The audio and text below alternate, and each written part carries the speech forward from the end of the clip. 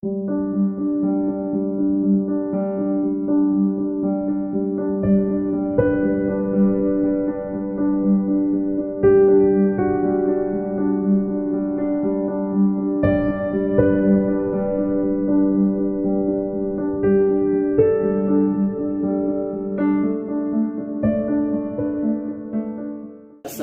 warahmatullahi wabarakatuh.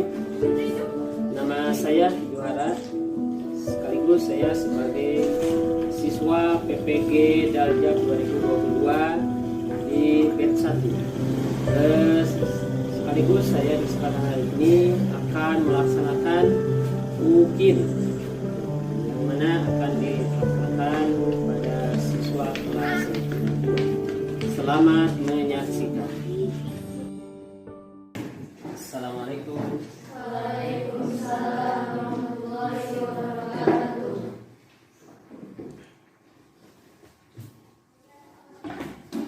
Assalamualaikum warahmatullahi wabarakatuh. Waalaikumsalam warahmatullahi wabarakatuh. Alhamdulillah, bismillah, alhamdulillah, salatu wassalamu ala rasulillah wa ala alihi washabihi wa mawalah. Rabbi shrah li sadri wa yassir li amri wahlul 'uqdatam min lisani yafqahu qawli. Amma ba'd. Alhamdulillah, kesempatan pagi hari ini kita bisa berkumpul, bermuajahah dan bersilaturahmi dalam rangka yaitu untuk melaksanakan kewajiban kita yaitu thalabul ilmi dan mencari ilmu. Nah, sebelum kita dimulai pembelajaran di pagi hari ini, alangkah baiknya supaya menambah hikmat kita akan membaca doa sebelum pembelajaran dimulai. Untuk memimpin doa, silakan kepada ketua kelas untuk menyiapkan memulai berdoa. Silakan. Duduk rapi. Siap. Sebelum belajar, marilah kita baca doa. Baca doa dimulai.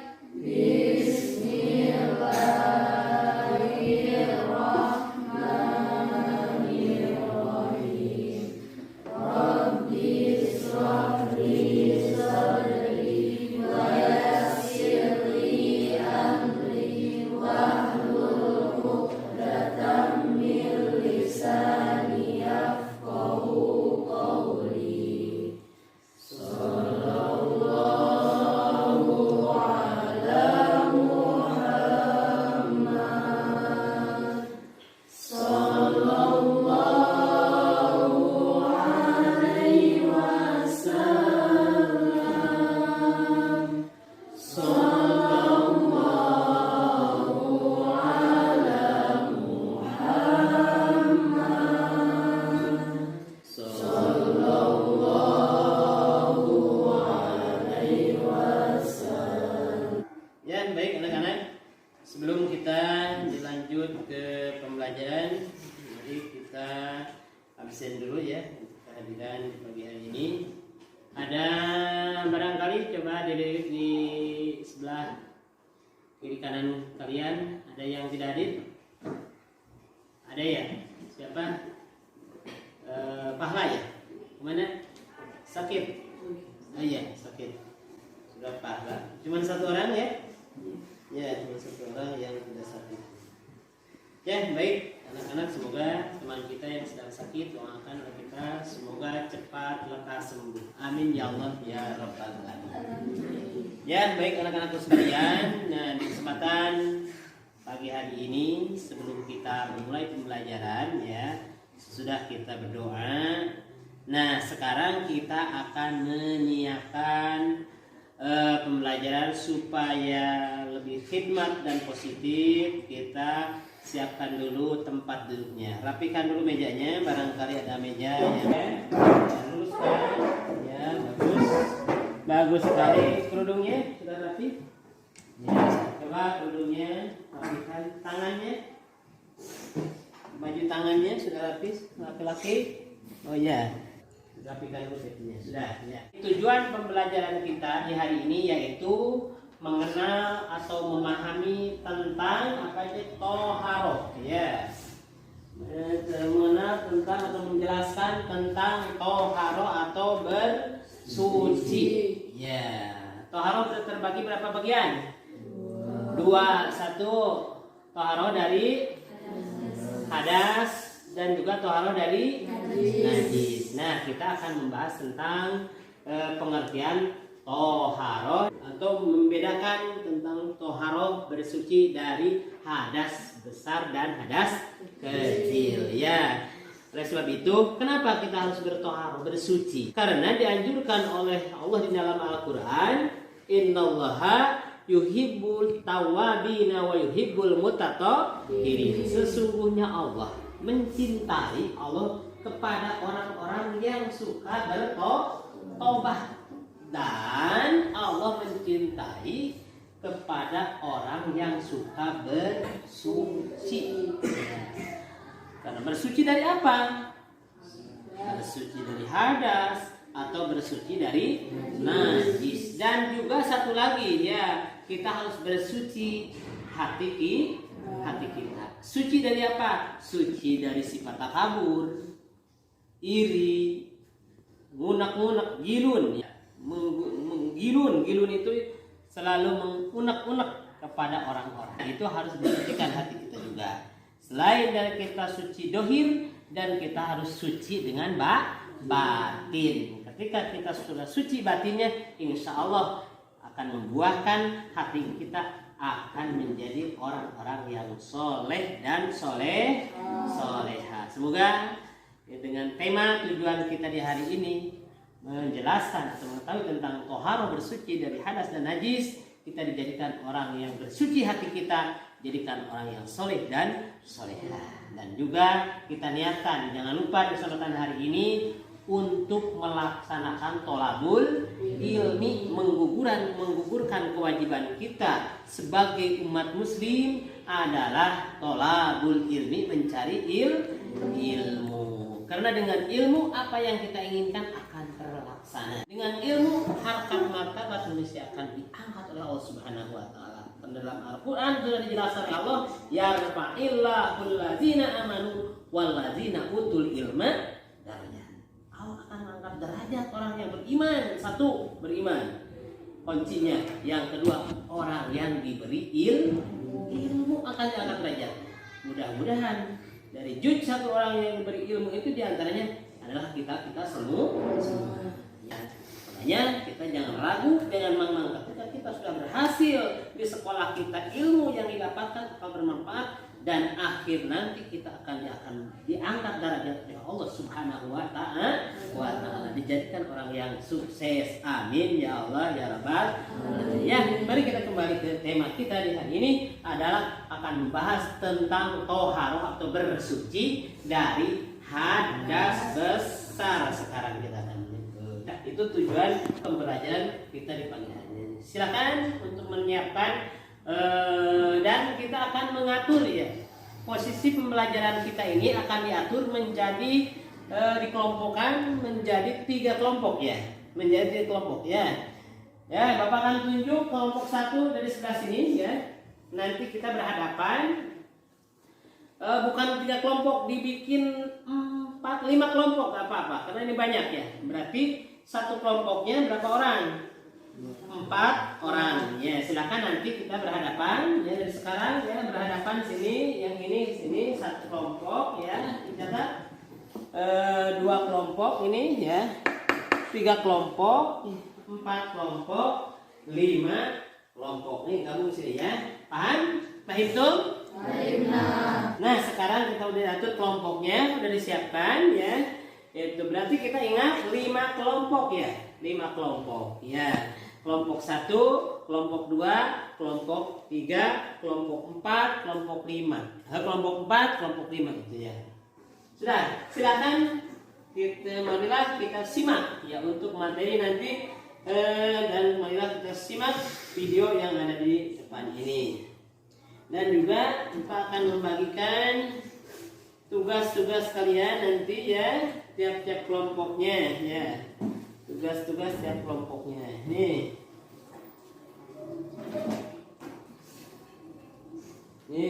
ya. Ini perwakilan dari kelompok yang lain ya. Nah, mari kita perhatikan ke dalam slide ya di depan. Kita perhatikan untuk menyimak video tentang toharoh dari hadas Hadas apa? Hadas besar. Ya. Toharo dari hadas besar. Belum takdir ya? Belum takdir. Barangkali ada yang sekilas yang tahu tentang sekilas toharo bersuci dari hadas besar. Apa saja di antara jenis-jenis hadas besar? Ada yang tahu? Hadas besar di antaranya yang menimbulkan hadas besar satu nipas, ada lagi melahirkan, betul, apalagi haid, betul, apalagi meninggal dunia, apalagi hadas junub, di antaranya ada lagi mimpi, jim, ma, atau saat berkeluarkan air sperma. Nah itu di antara jenis-jenis hadas besar. Pintar semuanya. Kalian sudah ada dasar semuanya untuk mengetahui hadas besar. Marilah kita bersama-sama melihat video tentang hadas besar. Kalian silahkan simak ya baik-baik untuk video pembelajarannya.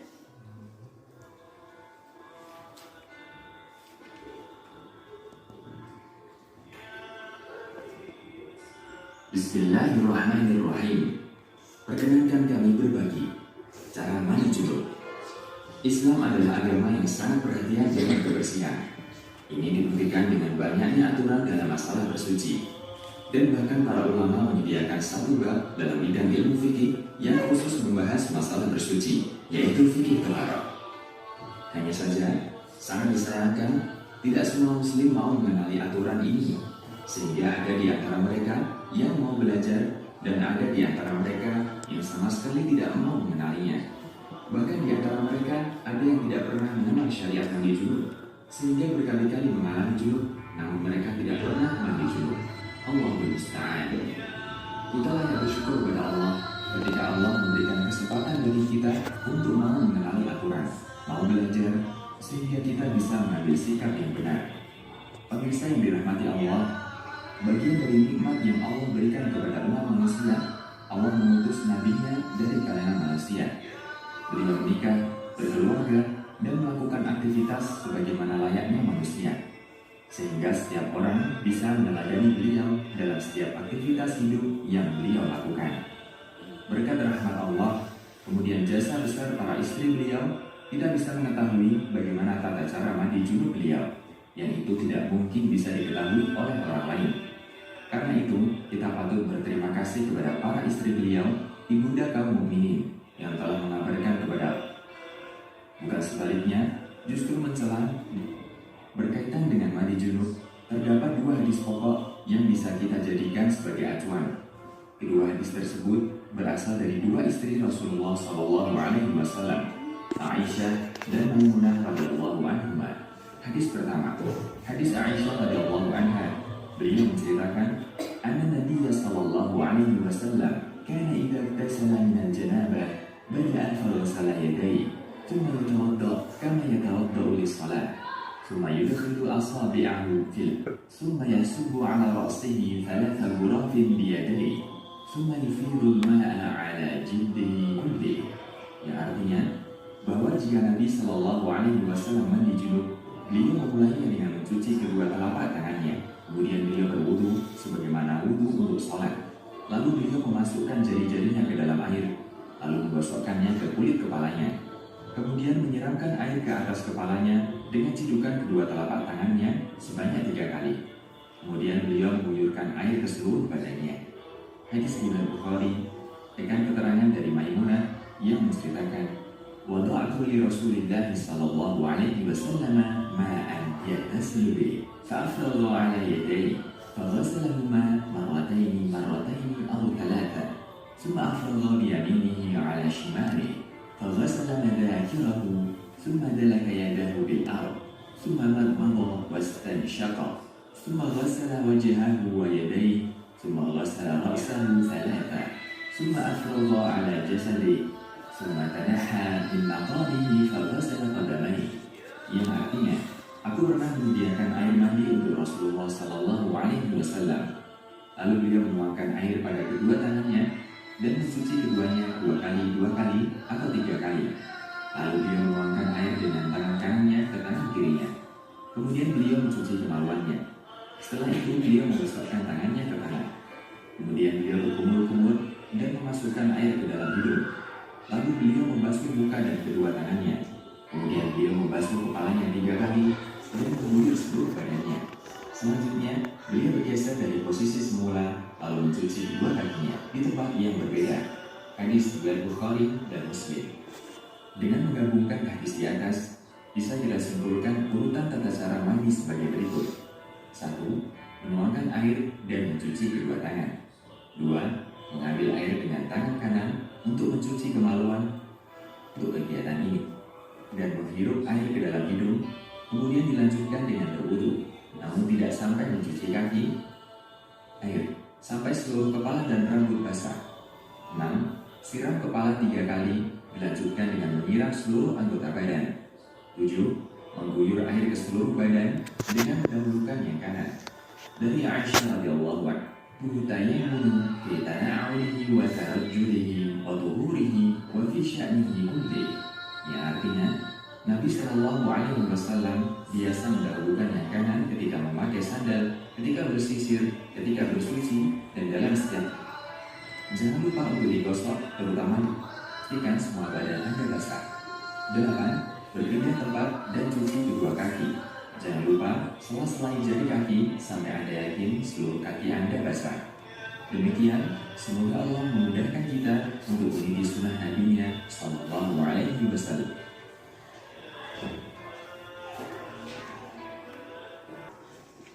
Baik anak-anakku sekalian, alhamdulillah kita sudah menyimak tentang video yang ada di slide barusan. Sekarang kita akan berdiskusi ya. Yang tadi kita sudah dibuat kelompoknya 5 kelompok, silakan untuk berhadapan ya. Berhadapan ke sebelah belakang ya. Silakan berhadapan ke sebelah belakangnya gitu. Ini digeser dulu sedikit. Digeser dulu sedikit. Nah, saling berhadapan ya. Ayo digeser. Supaya saling berhadapan. Ini yang digeser. Supaya saling berhadapan ya. Silakan untuk kelompok pertama ya. Silakan catat tugasnya. Untuk kelompok pertama tugasnya adalah jelaskan larangan bagi orang yang lagi berhadas junub. Silakan untuk kelompok 1. Jelaskan larangan bagi orang yang junub ya.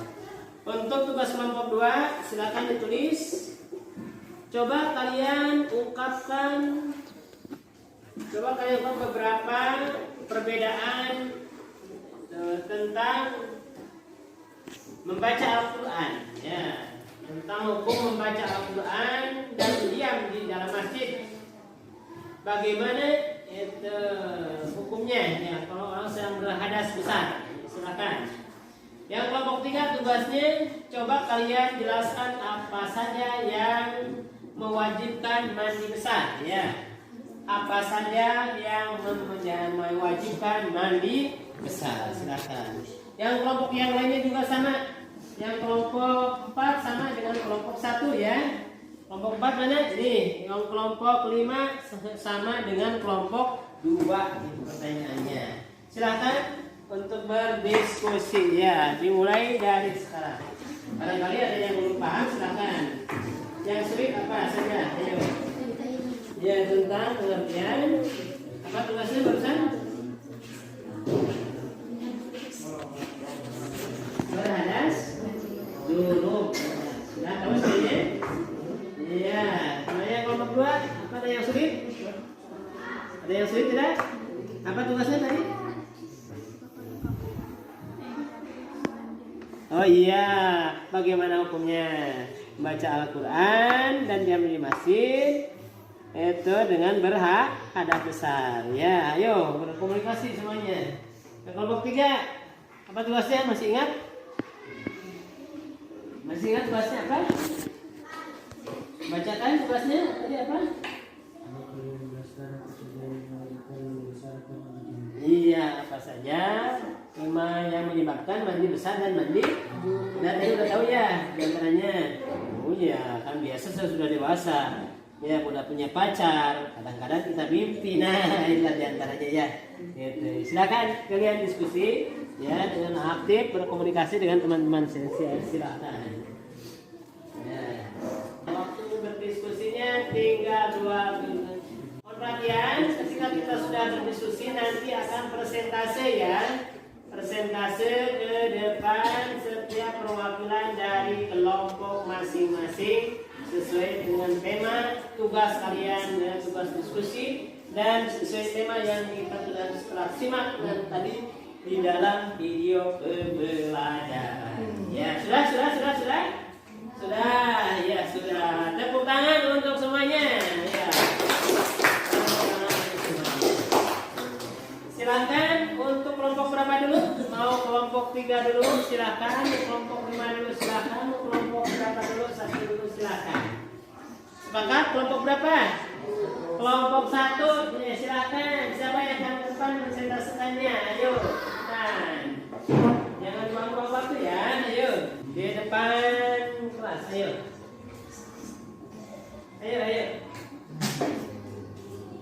Yuk. Silakan.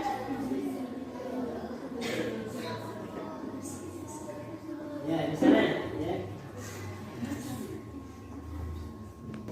Assalamualaikum warahmatullahi wabarakatuh. Warahmatullahi wabarakatuh. Saya akan mempresentasikan tentang larangan-larangan yang wajib berhadas dulu, yaitu ada 5. 1. Haram melaksanakan sholat. 2. Haram melaksanakan tawaf. 3. Haram memegang mushaf. 4. Haram membaca Al-Quran. Dan 5. Haram diam di dalam masjid. Sekian dari saya. Assalamualaikum warahmatullahi wabarakatuh. Ya. Lanjut dengan persentase dari kelompok 3 dulu. Ya, biar seru. Ya, silakan. Assalamualaikum warahmatullahi wabarakatuh. Waalaikumsalam warahmatullahi wabarakatuh. Perkenalkan, nama saya Usman Dimas Setiawan. Saya perwakilan dari kelompok 3. Dari asalnya karena mandi itu tempat yang suci, sedangkan orang yang punya hadas. Assalamualaikum warahmatullahi wabarakatuh. Waalaikumsalam warahmatullahi wabarakatuh. Saya dari kelompok 2 akan mengungkapkan tentang haram membaca Al-Quran dan diam di masjid bagi orang yang hadas besar. Alasannya karena orang yang berhadas besar haram diam di masjid karena masjid adalah tempat yang suci. Assalamualaikum warahmatullahi wabarakatuh. Saya di sini mewakili kelompok 2. Saya akan mengungkapkan tentang haram membaca Al-Quran dan diam di masjid bagi orang yang hadas besar. Orang yang berhadas besar haram diam di masjid karena masjid adalah tempat yang suci. Sedangkan perkara kotor tidak boleh ada di masjid karena hukumnya adalah dosa. Dari saya, wassalamualaikum warahmatullahi wabarakatuh. Untuk kelompok 5. Silakan, ada yang mau bertanya tentang sekilas hadas. Ya, baik anak-anak sekalian, karena sisa diskusi sudah. Ya, barangkali ada yang mau bertanya, silakan ajukan tangannya. Ya, silakan. Iya, silakan. Apa yang akan ditanyakan?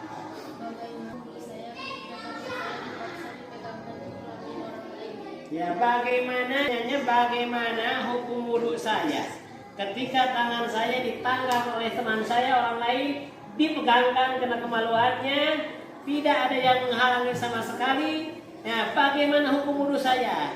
Atau tidak? Ya, silakan kelompok berapa yang akan menjawab? Barangkali pertanyaan. Ya, kelompok 2 yang akan menjawab. Silakan. Bagaimana hukumnya? Adalah batal. Ya. Karena telapak tangannya memegang kelamin sendiri, memegang kelamin bayi, kelamin orang lain, itu hukumnya batal wudhunya kalau tidak ada yang menghalanginya. Iya, temukan jawaban dari kelompok 2. Ya, batal hukum wudunya kalau tidak ada yang menghalangi. Bagaimana kalau ada yang menghalangi? Kayak di luar di pegangannya, batal tidak? Tidak. Iya, pintar sekali. Ada lagi yang mau bertanya? Oh ada yang bertanya. Sudah kami menanyakan. Jika bersentuhan kelamin laki-laki dengan kelamin perempuan sudah balik tapi tidak masuk, apa termasuk hadas junub atau tidak? Iya ya. Bagaimana kata Pak Dandi itu bagaimana hukumnya ketika ada seseorang yang mengadakan atau menemukan dua alat kelamin ya, bertemu dua alat kelamin laki-laki dan perempuan tidak pakai halang, tidak pakai hijab, kayak laki-laki dan perempuan bersuami istri, dia main-main di kamar kelewatan celananya merosot, itunya kelaminnya bangun, akhirnya menyentuh itu kelamin perempuan, ya. Tidak ada halang sama sekali, tidak ada yang menghalangi. Bagaimana hukumnya itu? Junub atau tidak? Kalau secara logika kita ya tidak, karena tidak masuk ya. Tapi apa sih hukum yang sebetulnya? Silakan kelompok ulama yang menjawab. Oh ini, silakan. Siapa namanya? Alvira untuk menjawab dari udah mengonsep jawaban dari pertanyaan dari Pak Dandi itu. Silakan, bagaimana hukumnya? Junub atau tidak? Iya, silakan. Menurut ulama fuqaha itu hukumnya junub atau hadas besar karena sudah ada dalam kaidah ilmu fikih. Iya. Idal taqolitanani wajibal wasu. Artinya ketika bertemu alat kelamin dua laki-laki dan perempuan yang sudah balik, maka hukumnya wajib mandi junub. Iya, tepat sekali. Ya. Hukumnya menurut ulama fuqaha adalah junub walaupun tidak masuk ke lubang guanya itu ya. Tidak masuk itu hukumnya junub. Kenapa? Alasan dasar hukumnya itu dalam ulama fuqaha menjelaskan idza taqal hitanani wajibal ghusl. Ketika bertemu dua kelamin laki-laki dan perempuan tidak pakai hijab atau halang ya. Itu bertemu langsung sepitan duanya, maka hukumnya adalah junub, hadas besar, wajib melakukan mandi junub. Itu ya.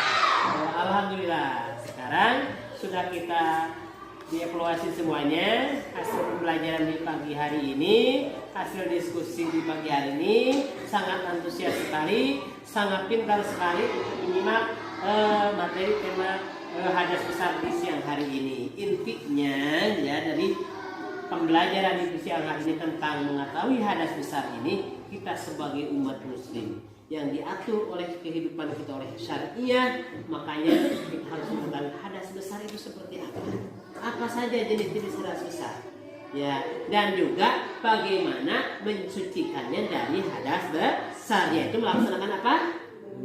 Mandi besar, yaitu mandi rukunnya ada dua. Satu, dua, menyurambahi badan dengan air, seluruh badan dengan air. Itunya, makanya semoga kita bisa melaksanakan, mengamalkan di kehidupan kita sehari-hari. Adalah ini salah satu kewajiban umat muslim untuk melaksanakan sahnya ibadah kepada Allah Subhanahu wa taala. Semoga kita dijadikan anak yang soleh dan solihah. Itu dari tema yang telah dipelajari hari ini. Intinya itu seperti itu. Semoga kita mendapatkan ridho dan maghfirah dari Allah Subhanahu wa taala. Itulah simpulan dari materi yang kita pelajari di hari ini, dan alhamdulillah, dan mari kita berdoa ya sebelum kita nanti pulang, berdoa dulu supaya pembelajaran di hari ini kita mendapatkan keberkahan dari Allah Subhanahu wa taala. Amin ya Allah ya Rabbal.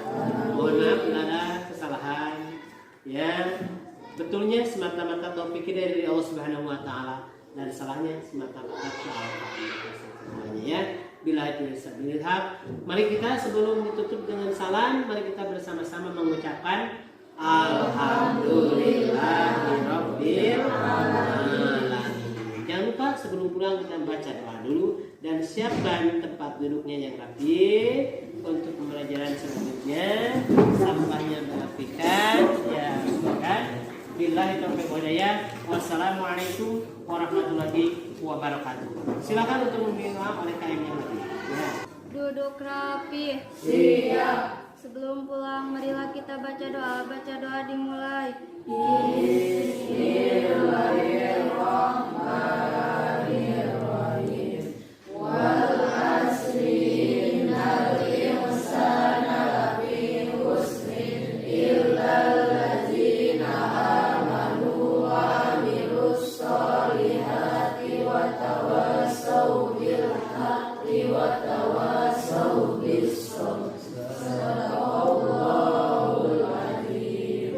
Ucapkan salam.